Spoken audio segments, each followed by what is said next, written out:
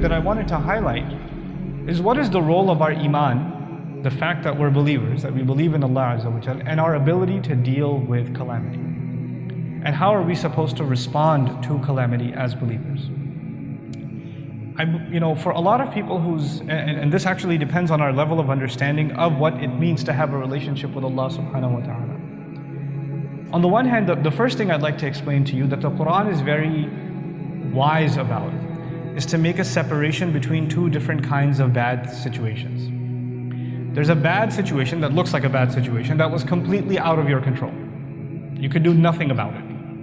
You got stuck in a flood, you didn't cause the flood. You just happened to be living there was no way for you to escape, or you happened to be traveling, you had no idea it was coming, it wasn't on any reports or anything else. That's not you, that's entirely planned by Allah. You had nothing to do with it, there was no way you could have gotten out of it. This is not the same as someone who reads the news report and says, hey, there's a major storm coming, please evacuate the city, and there's a tsunami heading our way, and somebody says, this is a good time to check out the beach. And they head towards the beach. And then something bad happens to them, they don't get to say, Qadar Allah, what can I say? Allah had decided that I was gonna run into this. You don't get to say that. And Allah is very clear about that. He subhanahu wa ta'ala says, مَا أَصَابَكُمْ وَمَا أَصَابَكُمْ بِمُصِيبَةٍ فَبِمَا كَسَبَتْ أَيْدِيكُمْ. There's not a calamity that strikes you, and if there's any manner of calamities that strike you or something that hits you, is because of what you earned with your own hands. You brought this on yourself. Now, if you only thought of it that way, that would also be a problem. Because if you're going down the stairs and you slipped and you fell, then you start thinking to yourself, I must have done some sin and that's why Allah made me fall down the stairs. This is a sign from Allah that I have committed some evil, and Allah is teaching me a lesson by, breaking my arm in the hotel lobby or something. You start reading into things that happen to you. And you start thinking there's some ghaib, cause and effect. And that can go into an extreme. So the thing that I'd like to highlight here are human beings, believers in Allah, can go into two extremes. One extreme is everything happened because of Allah, I have nothing to do with it. Whatever happened, you can't blame me, it's qadr of Allah. مَا أَصَابَكُم مِّن مُّصِيبَةٍ فَبِإِذْنِ اللَّهِ. Whatever calamity strikes to you, it comes to you because of Allah's permission. He said that in Surah Al-Taghabun. He said it directly. It happens by Allah's permission. This was Allah's plan. What are you going to do? So some student can not study for their exams and not do any of the assignments and fail and be kicked out of the school and then say, what do you want me to do? Qadr of Allah. They get to blame Allah.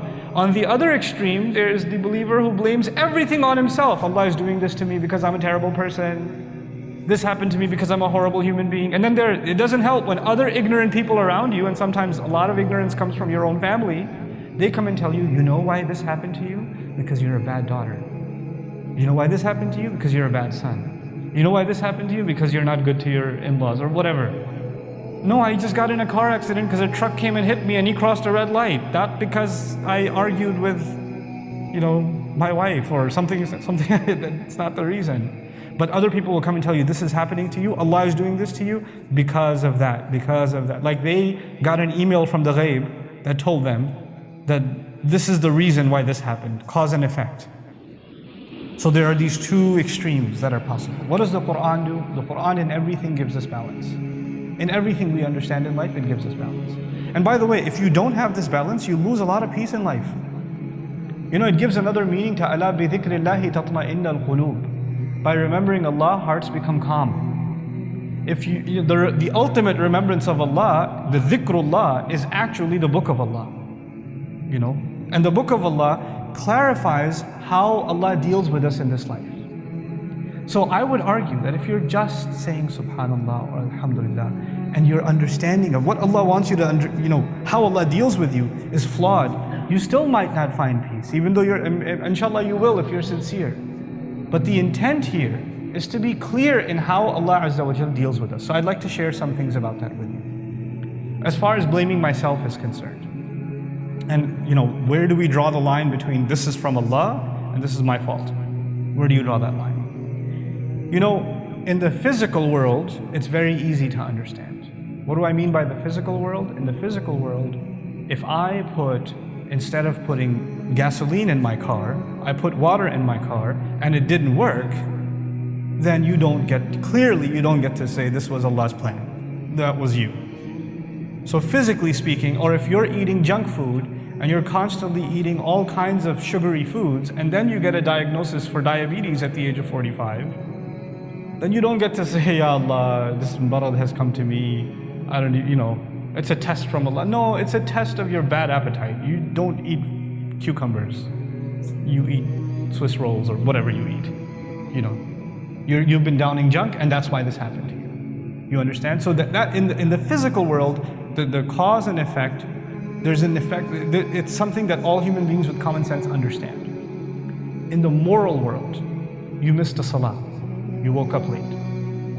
You didn't pray Fajr. And now you're praying it late. And then that day you had a job interview. And the job interview didn't go well. And you're like, this is because I missed salah. Now the answer to that is it may be, and it may not be. And there's no way you will ever know. There's no way you or anyone else will ever know. But the thing that will help you is أَنَا عِنْدَ ظَنِّ عَبْدِي بِي. The thing that will help me is that Allah says, I will be as you assume me to be. If you're assuming Allah took revenge from you and put this on you because you missed Fajr, then that's who Allah is to you now. If you assume, no, this is better, this job, I tried my best, I did a good job at the interview, but this was not a good job for me. Had it been good for me, Allah would have let it go. Allah would have given me this job. If you have that attitude, then that is who Allah is to you, despite all of your mistakes, despite you waking up late. Our job when we make mistakes is to make istighfar, not wait for Allah's revenge. Please understand that. Our job is not, oh, I messed up, now Allah is going to get me somehow, it's going to happen. No. That's not what Allah does.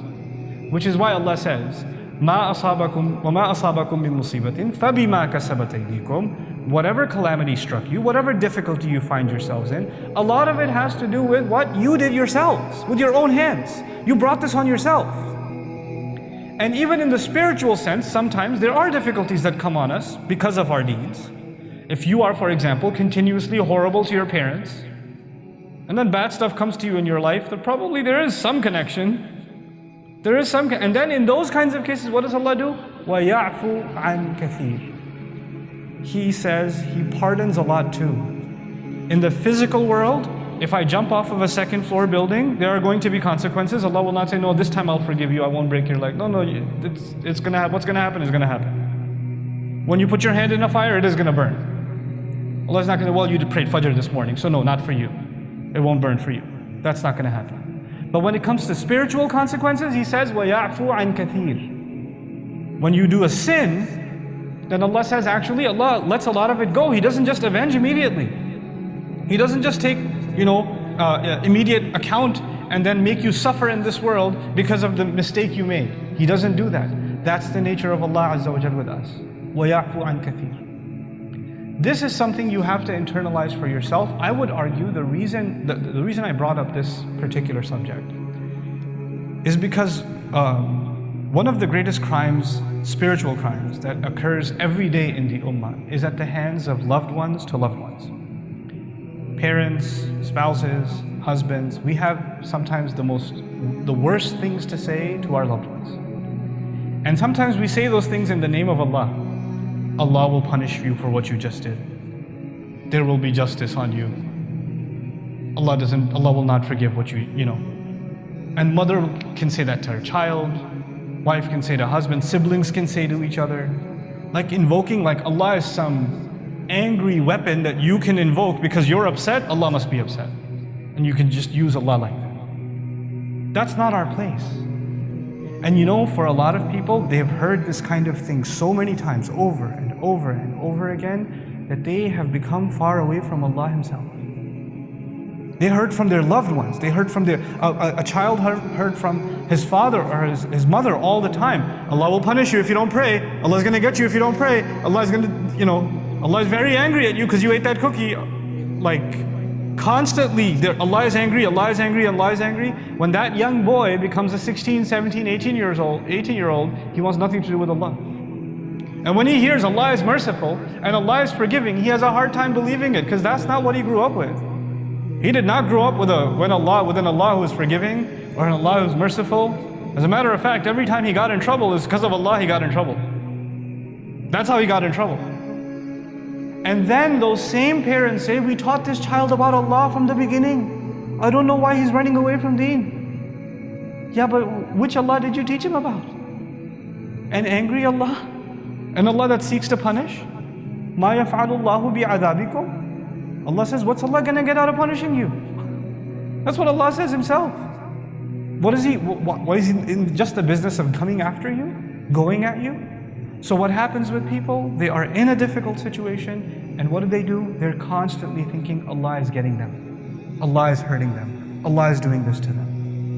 You know, I was reminded by a colleague of mine, when I was coming here to Malaysia, out of nowhere, this has never happened. I developed this crazy bacterial infection thing in my tonsils, and it swelled up, and half of my neck was completely blocked, and I felt like I was drowning in one nostril, and I was still on the plane, and I get halfway through to Abu Dhabi on the way here. I run over to a clinic, and say, you have to, take these heavy medications. I come here, the recommendation is I should go to surgery. I was like, what is going on? And they even told me this never happens. Like, this is really crazy. In my entire career of 30 years, I've seen like one other case of this.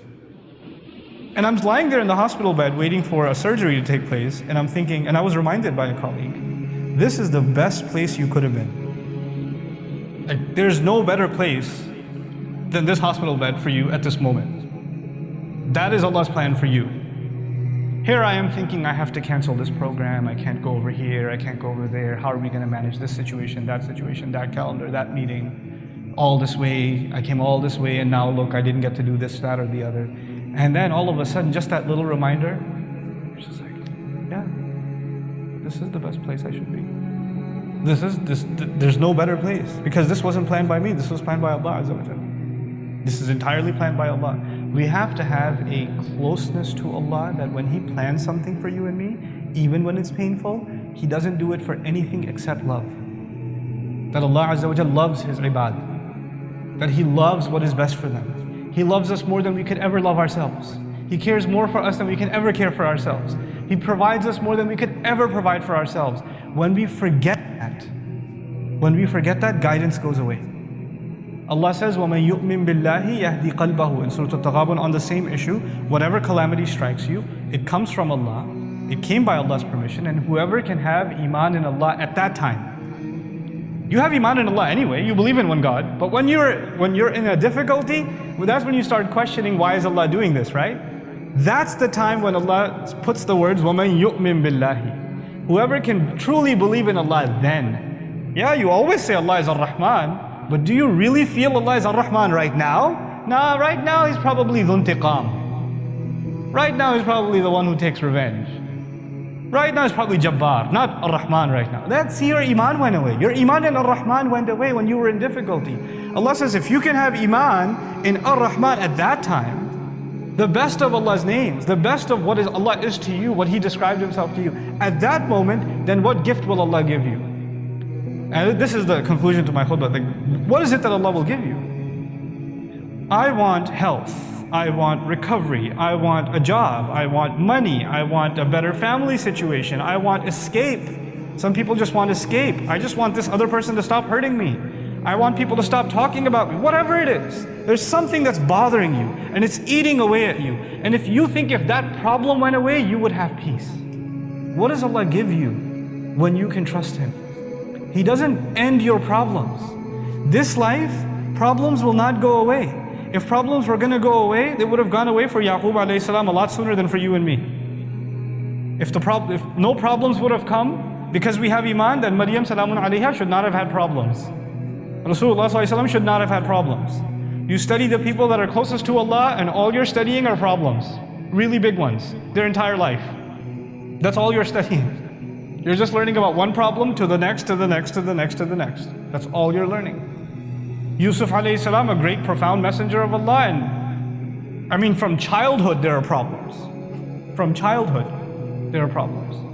So what, I keep asking that question. What is it that Allah has given you? What do you get when you completely put your trust in Allah in the middle, in the thick of a difficulty, when everybody else is telling you Allah is, on the one hand people are telling you Allah is angry at you, that's why this is happening. Allah hates you, that's why this is happening. On the other hand, you start thinking Allah is punishing me, that's why this is happening. At that moment when you can have the best impression of Allah and maintain your love and reliance and bond with Allah, that Allah has not let you go. He hasn't, what does He give you? Yahdi qalbahu. He guides this person's heart. He gives their heart guidance. I can guarantee you, when your problem goes away, if it's a money problem, if money comes in. If it's a health problem, and health comes back. If it's a family problem, the family problem goes away. None of the good things in this life are worth anything